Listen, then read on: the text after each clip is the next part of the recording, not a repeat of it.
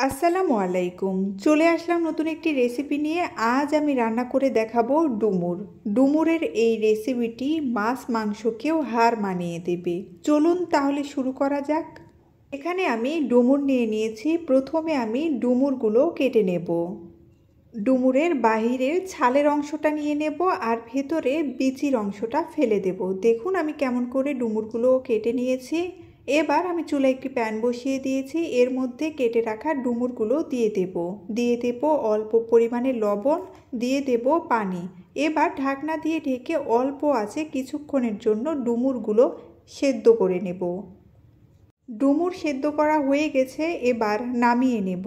এবার একই প্যানের মধ্যে দিয়ে দেব পেঁয়াজ কুচি, কাঁচামরিচ, দিয়ে দেব একটা তেজপাতা, এলাচ, দারচিনি, কালো এলাচ, দিয়ে দেব লবঙ্গ, দিয়ে দেব তেল, অল্প পরিমাণে গোটা জিরে।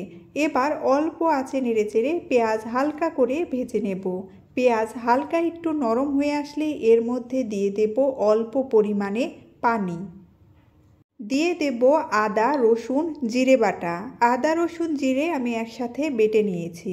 এবার এর মধ্যে দিয়ে দেব হলুদ গুঁড়ো, মরিচের গুঁড়ো, স্বাদ অনুযায়ী লবণ, অল্প পরিমাণে গরম মশলা গুঁড়ো। এবার নেড়েচেড়ে পানির সাথে সকল মশলাগুলো ভালো মতো মিশিয়ে নেব। মশলাটা ভালো মতো কষিয়ে নিতে হবে, না হলে মশলার কাঁচা গন্ধ থেকে যাবে। মশলা কষানো হয়ে গেছে, এবার এর মধ্যে আগে থেকে সেদ্ধ করা ডুমুরগুলো দিয়ে দেব। ডুমুরটা কষানোর জন্য অল্প পরিমাণে পানি দিয়ে দেব। এবার ঢাকনা দিয়ে ঢেকে অল্প আঁচে কিছুক্ষণের জন্য রান্না করে নেব। এখানে আমি একটি বাটি নিয়ে নিয়েছি। এর মধ্যে দিয়ে দেব 1 চামচের মতো চালের গুঁড়ো। পানি দিয়ে চালের গুঁড়োটা ভালো মতো মিশিয়ে নেব। এবার ঢাকনা উঠিয়ে ডুমুরের মধ্যে চালের গুঁড়োর এই মিশ্রণটা দিয়ে দেব। আবারও সব কিছু নেড়েচেড়ে দেব। এবার ঢাকনা দিয়ে ঢেকে অল্প আঁচে পানি শুকানো পর্যন্ত রান্না করে নেব। ঢাকনা উঠিয়ে মাঝে মাঝে নেড়ে দিতে হবে, না হলে নিচে লেগে ধরবে।